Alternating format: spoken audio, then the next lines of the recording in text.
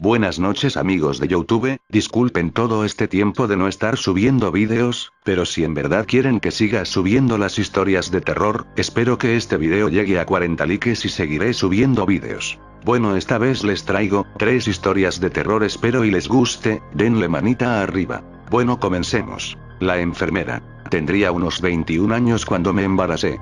Siempre fui delgada, pero con la llegada de mi bebé adelgacé aún más.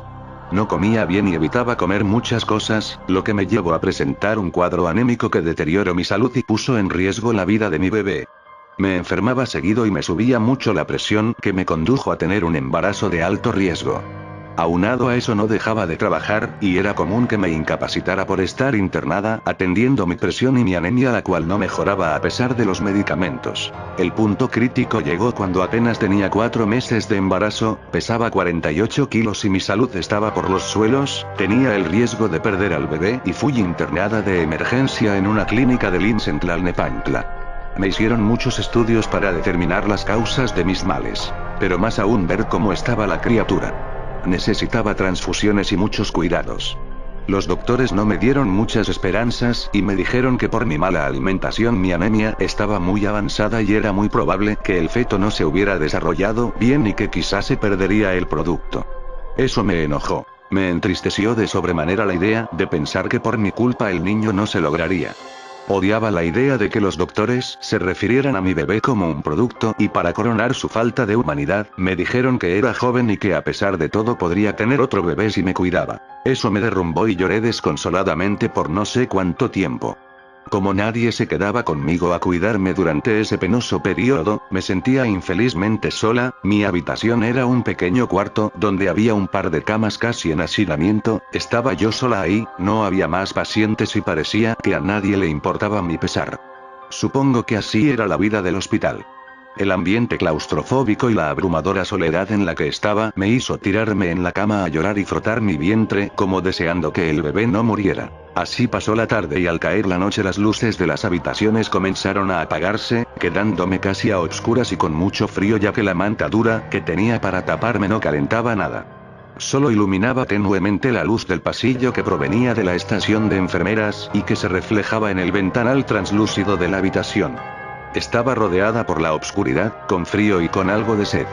Me senté en la cama con la intención de buscar algo de agua, pero no tenía zapatos o algo a mi alrededor para bajar de la cama alta donde estaba, mis pies colgaban. Cerré mis ojos para no pensar y no sentir esa amargura y me froté de nuevo el vientre. En eso noté que la luz proveniente del pasillo se interrumpió y al abrir los ojos miré que en la entrada de la habitación estaba una sombra, era una enfermera, llevaba una tabla de anotaciones en el vaso y apenas le iba a pedir agua cuando me preguntó mi nombre y cuando había ingresado a la clínica, con una voz muy dulce y amable, algo inusual. Casi todas las enfermeras eran duras y déspotas al hablar. Con una voz entrecortada y aún con la tristeza, le respondí muy apenas, en tanto derramaba unas lágrimas y le iba a suplicar que me diera un poco de agua. Mientras anotaba me preguntó: ¿qué tiene, madre? ¿Se siente mal? ¿Por qué llora? Al decir esto, me solté a llorar aún más y le conté todo lo que los doctores me habían pronosticado y que deseaba con el alma que el bebé naciera a pesar de mi propia vida. Luego de decir esto último, escuché que la enfermera se reía por lo bajo y decía que eso siempre hacían los doctores, meter miedo. Me dijo que al término de un año estaría riéndome de esta experiencia y que tendría a mi bebé en mis brazos, que no me preocupara. Por alguna extraña razón sus palabras me reconfortaron y la tristeza que sentía se me fue apagando con la visión de tener a mi niño conmigo. Me sentí mejor y le di las gracias por sus palabras. Apenas le iba a pedir agua cuando se despidió de mí y me dijo: bueno, madre, voy a terminar mi recorrido. Enseguida desapareció de mi vista. Fue muy extraño porque pensé que no le vi la cara, solo penumbras. Además nunca entró en la habitación, se quedó parada en el pasillo. Lo que sí recuerdo era su blanco y almidonado uniforme y una cofia blanquísima que parecía brillar en la oscuridad. Fuera de eso todo fue un misterio. Me quedé en silencio y reconfortada, me sentía un poco más optimista. Pasaron alrededor de 2 minutos y apenas iba a bajarme de la cama por agua cuando sonó una especie de alarma que provenía del pasillo. Enseguida de esto, se encendió la luz de la habitación y era una enfermera que tomó la tabla que colgaba de la cama y me dijo que me tocaba mi medicamento. Luego de tomarlo y darle un trago a la tan ansiada agua, mi mente se despejó. Mientras me revisaba el catéter, le pregunté: ¿cuál es el nombre de esa enfermera que vino antes? Se portó muy amable conmigo. ¿Cuál enfermera? Solo está la de guardia. Pero ella está en su lugar, no se ha movido de ahí. La guardia y yo acabamos de llegar. Me dijo con rostro extrañado: no puede ser, se acaba de retirar, dijo que iría a revisar a los demás pacientes. Se la tuvo que encontrar, no tiene nada, que se fue. No puede ser, acabamos de llegar y solo hay un elevador a esta área, debimos verla. Repuso asombrada. La enfermera dejó su carrito de medicamentos y salió por el pasillo a revisar las habitaciones, regresó y me dijo que era imposible que viera a alguna enfermera. Nos quedamos con esa duda y no pasó nada más. Ahora lo recuerdo porque ha pasado un año desde esa experiencia y ahora que tengo a mi niña en mis brazos, la recuerdo como si hubiera sido ayer. Le agradezco siempre a esa misteriosa enfermera y sus reconfortantes palabras. La venganza. Linares, Nuevo León, México.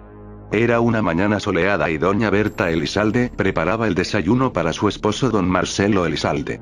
Había hecho unas migas con huevo y fritado unos frijoles del día anterior. Mientras colaba el café, su viejo esposo le daba de comer a las gallinas y los cerdos que tenían en el patio de su casa. La propiedad era grande y el terreno lo habían heredado de la mamá de doña Berta, hacía muchos años.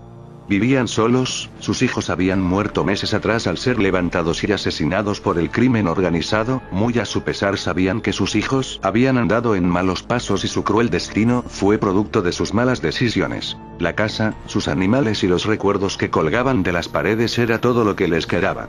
A pesar de su soledad eran felices y se tenían uno al otro, casi 50 años de feliz matrimonio lo confirmaban y esa mañana como todas las mañanas era la misma rutina y el mismo desayuno. Por la tarde irían a comprar víveres a una tienda local y alimento para sus animales. En eso pensaba doña Berta cuando entró de improviso su esposo, estaba agobiado por el calor y se bebió un vaso de limonada, en tanto se sentaba en la mesa y comenzó a hojear el periódico.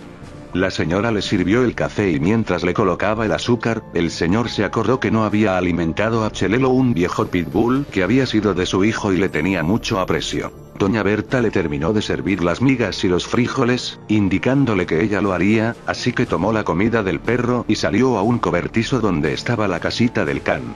Mientras jugaba con él, escuchó que a lo lejos se acercaban unos vehículos. Eran varias camionetas de modelo reciente que se estacionaron afuera de su propiedad. De ellos se bajaron varios hombres, unos bien vestidos con uniformes bordados de algunas compañías y logos del gobierno, además de varios líderes ejidales, cuyo aspecto rememoraba a aquellos jefes mafiosos de antaño. Mientras discutían entre ellos, algunos tomaban fotos de la propiedad, otros tomaban medidas y otros hablaban sobre dónde colocarían una estación de gas y servicio para los ejidatarios y sus ostentosas camionetas. Doña Berta, mirando toda aquella escena con extrañeza, con pequeños pasos se acercó a los que parecían ser los líderes de aquella multitud y con una voz tranquila les preguntó qué se les ofrecía. Aquellos hombres, haciendo alarde de su prepotencia y mirando con desprecio a la frágil anciana, le dijeron que venían a tomar posesión de la propiedad ya que uno de sus hijos había empeñado su palabra y los terrenos para pedir un dinero que se les debía. Con su muerte la deuda no había sido saldada y venían a reclamar los terrenos, de tal suerte que tenía que firmar unos documentos para que les dieran una compensación y cederles los derechos. La señora no era fácil de disuadir ni amedrentar, se plantó frente a ellos y sabiendo que todo era una argucia para despojarla a ella y su marido de la propiedad, les dijo que las deudas de su hijo se las había llevado a la tumba y que no firmaría nada, que le hicieran como quisieran. Los hombres, burlándose, se dieron la media vuelta y algunos otros comenzaron a entrar en la propiedad. Cuando esto sucedió, doña Berta corrió a la casa mientras Chelelo ladraba frenéticamente al ver a los intrusos en el terreno. Pasaron unos minutos y abriendo la puerta de la cocina, violentamente salió don Marcelo con rostro iracundo, armado con un machete, profiriendo insultos a diestra y siniestra. El odio que había en sus ojos y su puño, blandiendo el machete de forma amenazadora, hizo que los hombres salieran rápidamente del terreno y se pusieran alerta. El anciano desató al perro y este corrió a la cerca para ladrarles. Se acercó y amenazó a todos diciendo que cualquiera que cruzara lo mataría sin tentarse el corazón. El contingente sorprendido lo miró y se dieron cuenta que hablaba en serio. Decidieron mejor retirarse y entre risillas burlonas miraron a don Marcelo y le lanzaron una advertencia. Si no quería problemas tenía que salirse de su casa cuanto antes, no habría más advertencias. Los hombres subieron a sus vehículos y se marcharon. Luego del episodio amargo, los viejos se quedaron agobiados y pensaron que todo aquello era un error. Aún así tratarían de arreglar el asunto en el pueblo. Tenían sus papeles y aunque debían algunos prediales no era como para sufrir un despojo. Quizá su hijo firmó algo, pero la propiedad les pertenecía genuinamente a ellos. Esa misma tarde fueron con un notario en el pueblo y les indicó que todo estaba en orden, que esa gente no podía despojarlos y que sería mejor interponer una demanda para que no los molestaran. Esa noche regresaron a su casa más tranquilos y continuaron con su rutina. Don Marcelo todas las noches amarraba a los animales y se aseguraba que las gallinas estuvieran todas en su corral. Luego de hacer esto salía al camino y fumaba un cigarro. Mientras miraba a las estrellas, escuchó de pronto un ruido que provenía del camino. Al mirar solo vio obscuridad y algunas luces que iluminaban tenuemente la polvosa vereda que conducía a su casa, y antes de que pudiera reaccionar, de entre ellas salió una figura amenazante que corría directamente a su encuentro. Todo transcurrió rápidamente, el hombre recibió un golpe que lo aturdió y luego un dolor agudo en el vientre. Sintió que sus entrañas se rompían y luego una oleada de dolor interminable hizo que lanzara un grito seco de espanto al sentir que la vida se le iba. Con desasosiego vio como un afilado cuchillo entraba y salía de su carne arrebatándole la vida y llenando de sangre sus pies. La mano que se había aferrado a su cuello, lo jalaba para hacer más fácil el crimen. Don Marcelo cayó al piso sin sentido y cubierto con su propia sangre. Los animales habían sido los únicos testigos del asesinato de su amo. Chelelo comenzó a ladrar al ver la sombra del criminal meterse a la casa con intención de matar a doña Berta, la cual momentos antes había sentido un golpe en el pecho como presintiendo la muerte de su amado esposo. Se levantó de su cama apenas escuchó los ladridos del perro y notó que alguien estaba intentando abrir la puerta principal. Corrió apenas vio por un ventanal que la persona que intentaba forzar la puerta se dirigía a la parte trasera de la casa y sin temor, fue al cobertizo para desatar a Chelelo. Luego de hacerlo vio como el perro se perdía en la oscuridad y luego los ladridos se convirtieron en gruñidos, luego el silencio. El perro había sido asesinado. Doña Berta Elizalde sintió que la sangre se le helaba y un torrente de sentimientos de angustia y pena la recorrió de pies a cabeza al ver el cuerpo tendido de su esposo en la calle, iluminado con la lámpara de un poste. Corrió angustiada y gritando el nombre del señor caído. Al llegar la escena era dantesca, su amado esposo y compañero estaba tendido en el piso, lleno de sangre y con varias puñaladas por todo su cuerpo. Pero lo más horrible fueron sus ojos, estos no estaban, le habían sido arrancados y tenía las cuencas vacías. Derrumbándose por un lado del cuerpo de don Marcelo, comenzó a llorar quedamente hasta que los llantos fueron gritos de gran dolor. Luego de un rato arrastró el cuerpo de su marido hasta la sala de su casa donde se dispuso a velarlo. La mujer estaba devastada. Ahora estaba velando a su infortunado marido, en la sala de su casa. Completamente sola, con los recuerdos de una vida que le habían arrebatado, permanecía sentada viendo fijamente el cadáver tendido en un petate y rodeado de 4 cirios. No había avisado a nadie, ni a la policía, ni a los conocidos. Decidió enterrar a su marido en el patio junto a un árbol de higos. Un par de lágrimas rodaban sus mejillas. Así permaneció hasta la madrugada y cuando por fin reaccionó. Doña Berta se levantó de su silla, limpió sus lágrimas y su mirada ahora dura y ajena a los sentimientos.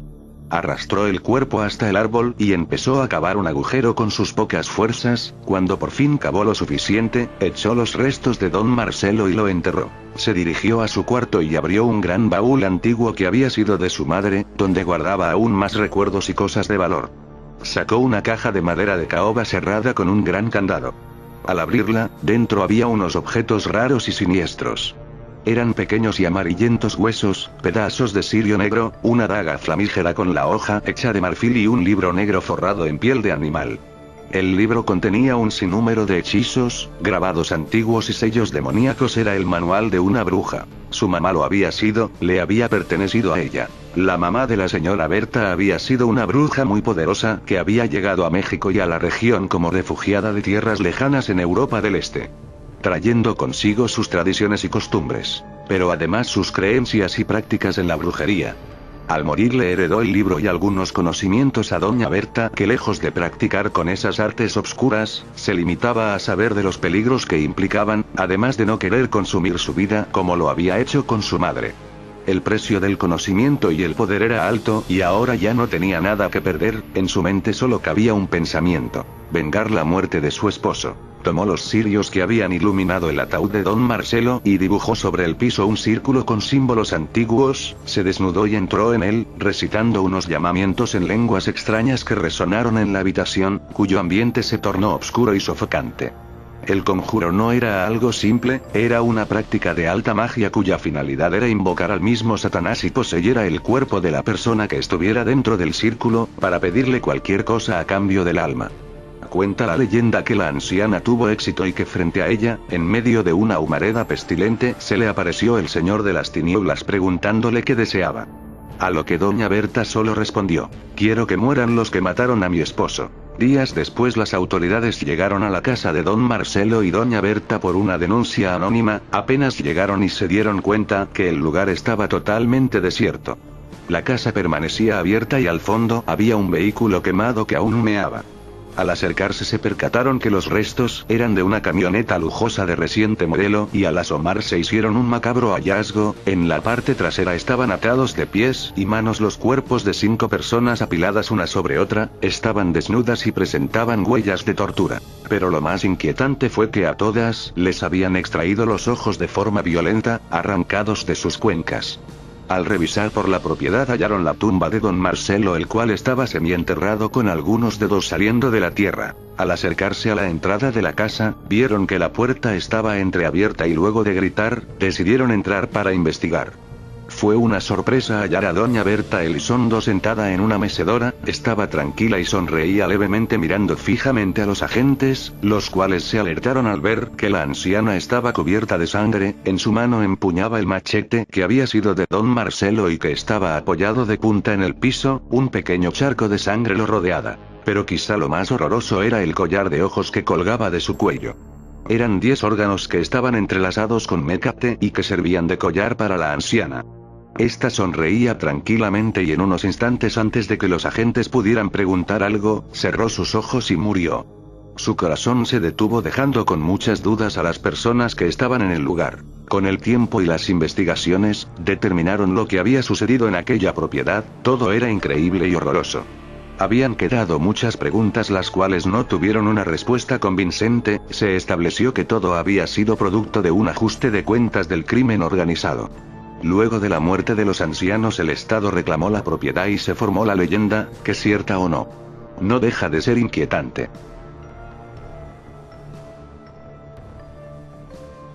Marcado. Hace algún tiempo fui invitada a una tornaboda en un ejido cerca de Sede Valles llamado El Pujal.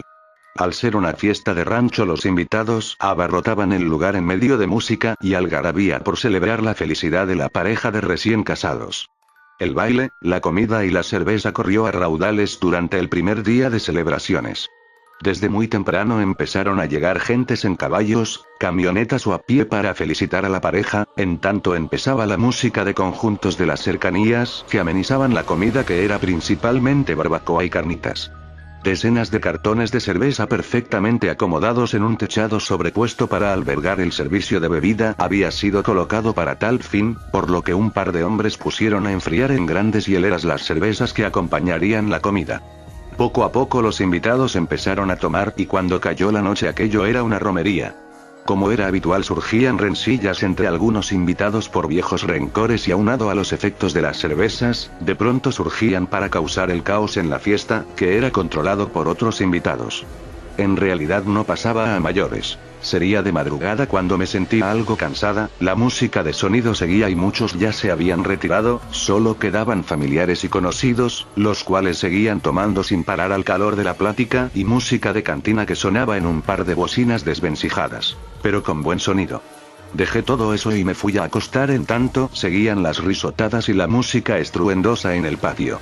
Pasaron algunas horas y me desperté algo agobiada por algún mal sueño que no recordaba. Me rodeada de obscuridad y silencio. En el cuarto, estaban mis familiares desperdigados en el piso, dormidos en colchas y sábanas. Me paré silenciosamente con cuidado de no pisar a nadie para salir al baño y me di cuenta que apenas clareaba. Después de hacer mis necesidades, me asomé al patio y ver por qué estaba todo en silencio. Había varias personas dormidas por todo el lugar, los borrachos que la pasaron tomando toda la noche estaban recostados sobre sus cabezas en una mesa y sosteniendo botellas vacías en sus manos, en total estado de inconsciencia. La música se había detenido y solo estaba el silencio, algo extraño porque en ese lugar a esas horas las aves y los ruidos del alba se dejaban escuchar desde muy temprano.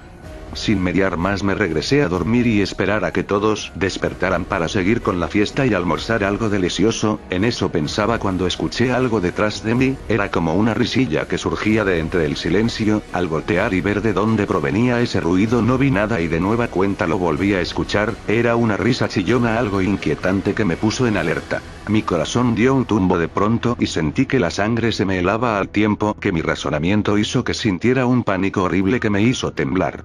Sobre una de las ramas de los árboles estaba trepada una anciana extraña con rostro horrible que tenía arrugas profundas en la piel y que se sonreía con una boca desprovista de dientes, de abundantes cabellos canosos apelmazados por la mugre y el tiempo. Estaba acuclillada sobre la rama, llevaba un grasiento vestido café lleno de manchas y muy viejo, no llevaba zapatos, en cambio se le podían ver que de entre sus dedos salían unas uñas amarillentas y gruesas que le daban un aspecto aún más asqueroso, la mirada desquiciada aunado al sonido de la sonrisa morbosa y molesta. Terminó por hacer que me quedara petrificada. Solamente estaba ahí observándola. Cuando por fin se movió, fue para señalar a uno de los 5 hombres ebrios que estaban tirados sobre la mesa. Después de señalarlo, llevó su dedo a los labios e hizo un ademán para que guardara silencio. Eso fue demasiado para mí, como pude di la media vuelta y salí corriendo gritando asustada al cuarto donde dormía. Enseguida mis familiares se despertaron, preguntaron qué sucedía con preocupación. Les dije entre sollozos lo que había visto, a la anciana siniestra y a quien había señalado. Viéndose entre sí, no se sorprendieron porque intuía que sabían quién era esa anciana, sin embargo mostraron preocupación por los hombres borrachos y los comenzaron a meter para que durmieran la mona en el interior de la casa. Al tercer día que terminaron los festejos todos los invitados comenzaron a retirarse, el hombre al que la anciana había señalado se fue en antes que nosotros en una vieja Ranger roja, se despidió agradeciendo las atenciones y bromeó con todos. No lo volvimos a ver. Luego de las habituales despedidas tomamos camino rumbo a Tampico y después de un rato de venir platicando en familia, aminoramos la velocidad porque el tráfico iba a vuelta de rueda. Había ocurrido un accidente metros adelante. Al pasar por el lugar del siniestro nos dimos cuenta que la Ranger de aquel hombre estaba volcada y destrozada completamente a un lado del camino, había chocado contra un tráiler al invadir el carril contrario. En ese momento relacioné todo y no quise pensar en eso, aunque todos intuimos que la advertencia de la vieja se había hecho realidad matando a aquel pobre hombre de una manera horrible. Bueno amigos, eso fue todo. Espero y me ayuden con una manita arriba. El señor Alien les desea buenas noches.